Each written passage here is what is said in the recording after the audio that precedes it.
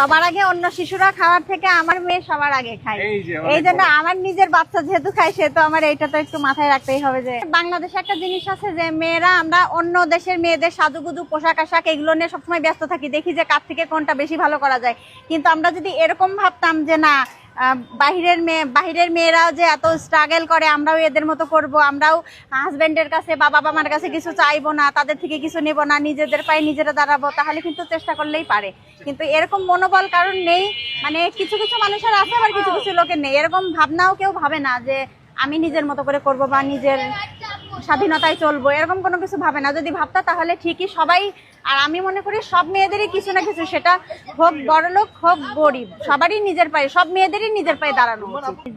এটা হলো আমরা যে কেকগুলো খেয়ে থাকি, খাওয়ার জন্য যে ফুড কালারটা ইউজ হয়, আমার এটা ফুড কালার এবং ফুড ফ্লেভার এই দুটা ইউজ করি। কেকেও যেটা সেম ফ্লেভার আর কালার ইউজ হয়, আমার গোলাতেও সেম কালার এবং সেম ফ্লেভার ইউজ হয়। আর শুধু এটার সঙ্গে ডিফারেন্ট একটা, সেটা হলো চিনি, এখানে শুধু চিনিটা বেশি ইউজ হয়। বাসায় জমাই যখন এমনি সময় তো খুব বেশি আইস লাগে না, যখন কোনো অকেশন আসে যেমন ঈদ কোনো ফেস্টিভ্যাল থাকে তখন একটু বাইরে থেকে কিনে আনতে হয়। আর যেহেতু আমি এটা প্রতিদিন বিক্রি করি এই জন্য আমার কাস্টমার, রেগুলার কাস্টমার, কোনো সমস্যা হলে তারা এসে কমপ্লেন অবশ্যই করবে আমাকে। টক ঝাল মিষ্টি না শুধু?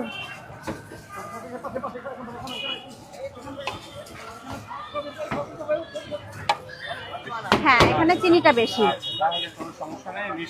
না না, এটা কোনো খাওয়াতে কোনো সমস্যা নেই, কারণ এটার মধ্যে কোনো কেমিক্যাল ইউজ করি না আমি।